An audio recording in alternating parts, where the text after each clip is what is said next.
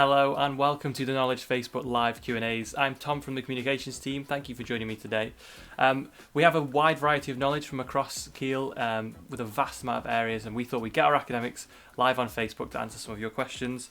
And today I'm joined by Dr Jacco Van Loon. Hello, Jacco.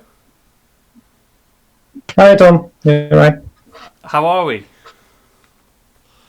Yes, it's good. Still in lockdown, of course, but technology, Exactly. so we can actually talk about things.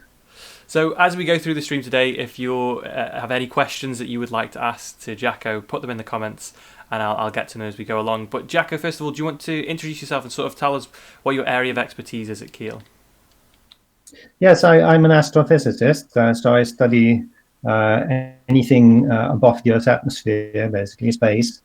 I'm also the director of the observatory at Keighley University, which is partly a public outreach facility. So I interact with the public and try to explain them what we discover and talk to them also about space programs, which many of the public are interested in. Fantastic. So we're talking today about the recent SpaceX Dragon launch that was due to happen last Wednesday, but then got called off due to weather and happened on Saturday. So this is the first time in 9 years that astronauts have been launched into space from US soil. How significant is this, and what does it mean for the future of space exploration? It's significant for the Americans because they relied on the Russian Soyuz program, which is very reliable. But of course, relying on a different country to launch your own people into space has political implications. So this brings back a little bit of their independence in a way.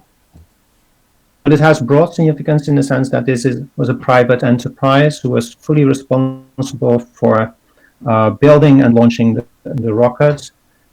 Time that they have been able to send astronauts into orbit in that way. And so this, of course, opens the doors to more such SpaceX signed a contract with NASA for more of such shuttles of astronauts towards the space station.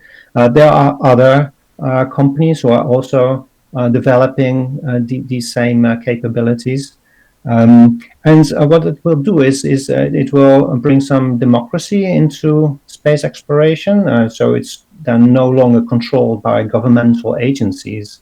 And this makes it possible for governments who do not have their own space agencies, perhaps to work with companies to get a foothold into space exploration, as well as, of course, private individuals. And this is a good thing, but it also brings risk control, and it's often money driven. Then, first of all, it brings risks for safety of people, and especially if we go towards space tourism, of course, the safety of people, and it's still very risky to launch people into space, is extremely important. But also risk in other ethical sense. If we're talking about exploration, we think about science and pioneering, discovering, but exploitation is sounds very similar, but that means extracting resources, and this is of course something that some companies are interested in as well. For instance, going to mine asteroids or things like that. And so, it's very important that we keep this in control the way this develops further. Do you think now that commercial companies now that SpaceX have succeeded in this, that it will speed up the advancements that we see in the space industry, in the space exploration programs? Yes, of course, there's competition between these different companies. So it does speed up developments. Also, companies, because they take more risk, they also tend to be more innovative. SpaceX is a prime example because they've been very innovative in developing the return of parts of the rockets and to be able to reuse them, and this brings down costs. And this is one of the reasons why NASA, for instance, is interested, because they can also reduce their own expenditure. But the innovation is very important, because if we are expanding the way we explore the solar system, and maybe beyond at some point, we do have to do things in different ways. So if we, for instance, want to go to Mars, we have realized the hard way that it's quite difficult to land on Mars. Actually, it's much easier to go to the Moon, and it's even easier to land on Earth. And when you go to Mars, you also will want to come back from Mars. And being able to spacecraft vertically using rockets, which SpaceX have been doing with bringing back the boosters and rockets, will be very important, because this is probably the best way to safely land on the surface of Mars, rather than relying on parachutes, for instance. So yes, it drives a lot of technological advancement, and the other companies, of course, are not sitting still either. Well-established companies such as Boeing and Lockheed and Grumman Northrop, but also like Galaxy companies. So yeah, there's a lot of exciting development going on, and the space industry is very strong at the moment, and it's expanding.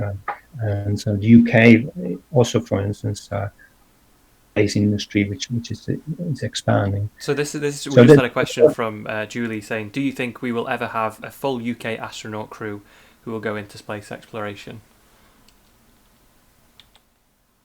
I'm not sure what you mean by full UK crew, because things will often be done in partnership, and crews will often be international.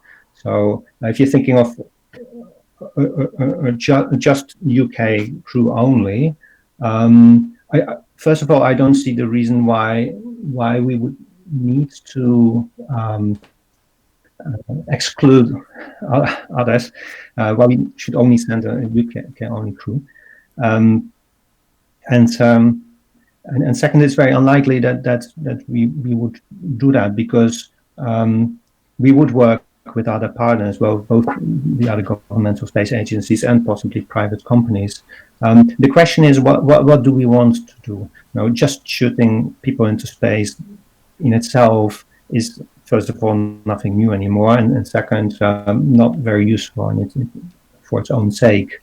So what do we want? Do we want to go back to the Moon? If we want to go back to the Moon, why do we want to do that? Do we want to establish a base on the Moon, or just going back and forth? These questions have to be answered to be sure we do things for the right reasons, and then we can see how we do that. Collaborations, and there will be international crews, but UK astronauts will be part of that, probably. So many billionaire entrepreneurs such as Elon Musk, Jeff Bezos, Richard Branson, they've all been innovating to try and lower the cost of space travel.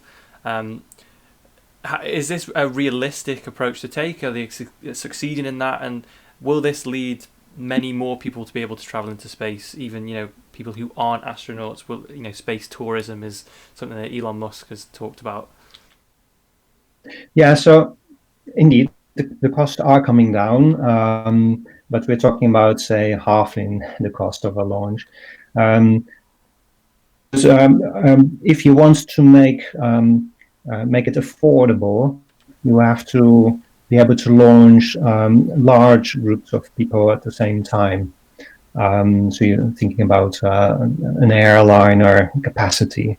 And there are indeed plans for that, and SpaceX are experimenting with new rockets that could carry up to 100 people. And then the cost might come down. Many sort of middle-class people could possibly afford it in the same way that maybe they could now afford a holiday expedition to Antarctica, for instance, which is still quite expensive, but it's kind of affordable. but affordable is a very, very relative term. So there are many people in the world who can't even afford to buy a ticket to fly to a neighboring country or city. So yeah, but bringing down the cost, of course, up resort to do other things, or to speed up the whole program of space exploration. So this is also important. And so, last week when we watched the launch, it was called off on Wednesday due to weather, and then was able to launch on Saturday. Is weather a really temperamental part of a launch of a spacecraft, and will this not be a big issue that's got to be overcome for it to become commercial? Because obviously, if it's that temperamental and you've got people booking tickets to go to space and they get called off, is that not going to be a really big issue moving forward? Yes, it is. There are advantages of launching close to the equator, but you have tropical weather to deal with. And in Florida, where they were launching from, you do get temperamental weather. Thunderstorms, lightning can interfere with the electronics, so you do not want that during a launch, which is still quite a delicate affair. So, launching astronauts has become much safer than many people think. And last year was a good example when one of the Soyuz missions had to be aborted, and the astronauts had to escape within their capsule from the rocket, and they landed safely. In this case, the same escape mechanism was in place, but if something goes wrong within the first minute or so after launch, they will have to be able to escape safely and land in the water, be picked up by a ship. So the weather above the ocean also had to be good enough. The ocean could be too rough, because then the whole safety procedures would go out of the window. So yeah, weather is important consideration, and it's quite usual that launches, especially from Florida, are delayed. Sometimes that can have big implications, because often you have to time the launch very well to get to where you want, and sometimes you have other opportunities, like in this case, you could just a couple of days later you could try again. There are cases where it's much more critical, and if you miss the launch window, you might have to wait a year or more sometimes. And of course, with climate change, we know that there's a lot more energy in the atmosphere, and tropical storms will be more frequent and will be stronger. I mean, there's already that happening right now. So this is possibly going to affect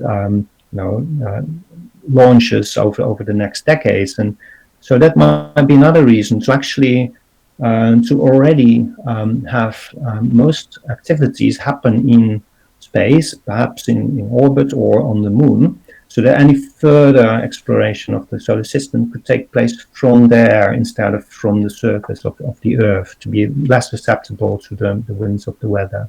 Oh, that's fascinating. So what does SpaceX actually hope to achieve then? What is their main goal?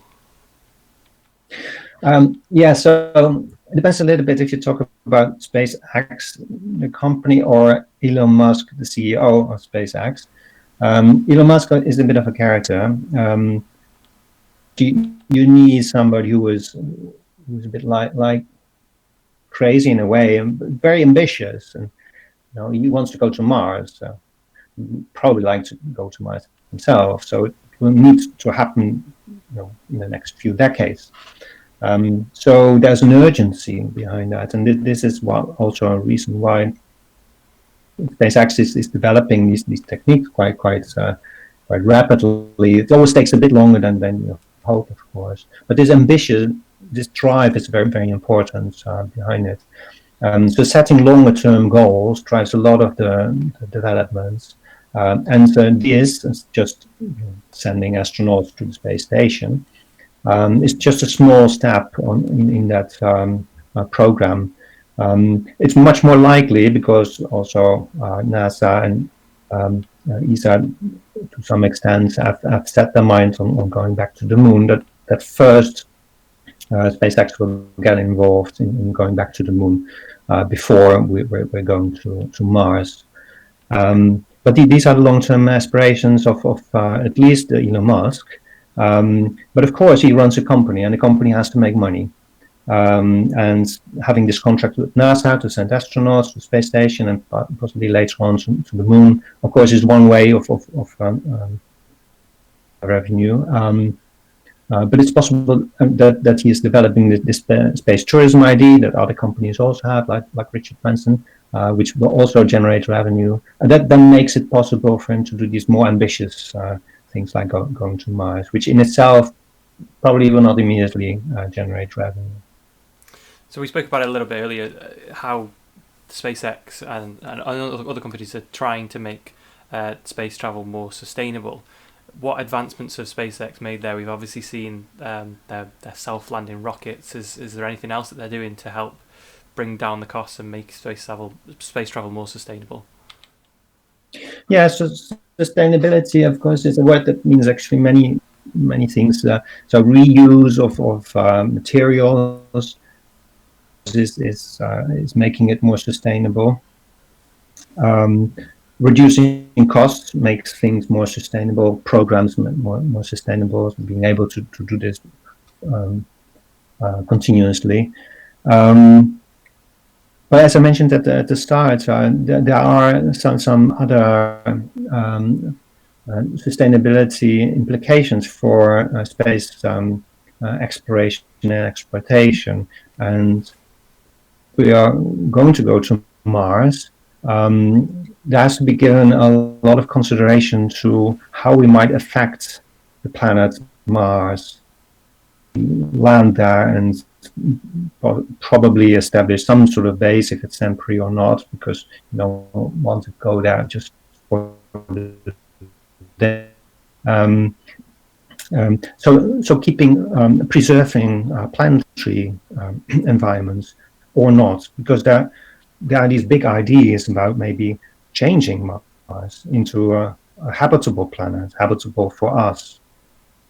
Now, this raises moral issues. Should we do that?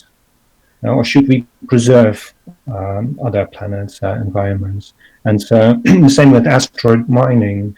Is that the right thing to do? It makes us reflect on what we're doing on Earth.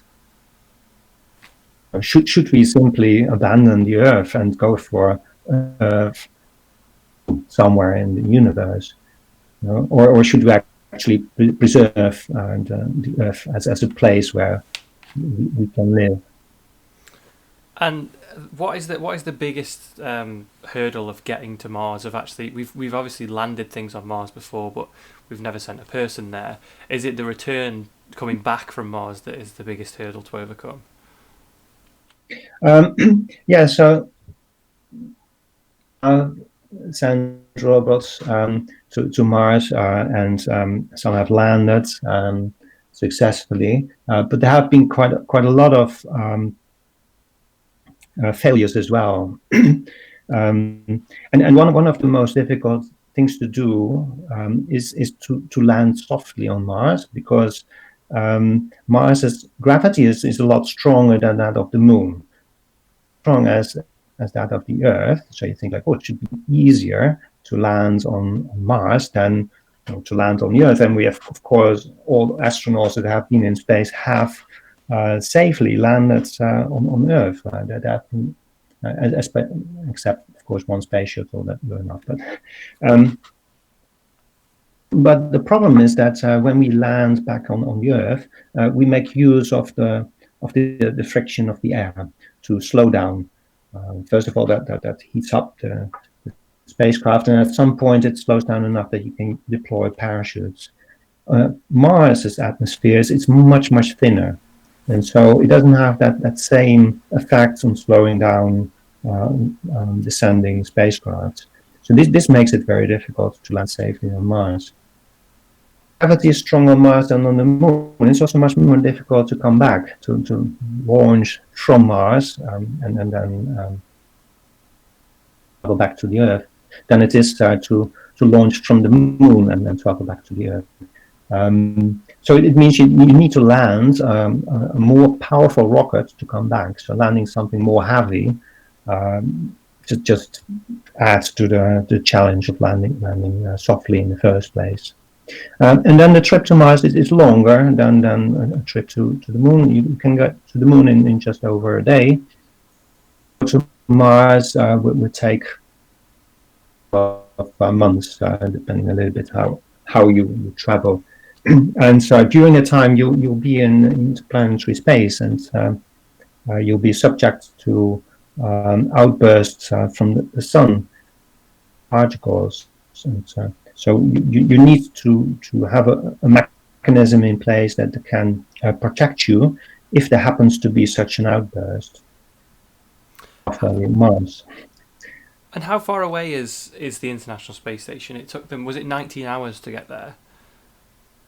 Yeah, well, it's in a low Earth orbit, so you can get there quickly. But the Crew Dragon first ended up in its own orbit, and then slowly approached the orbit of the space station to do that in a managed way. Plus, they took some time to do some tests that they didn't need to do because the approach and the docking actually is automatic.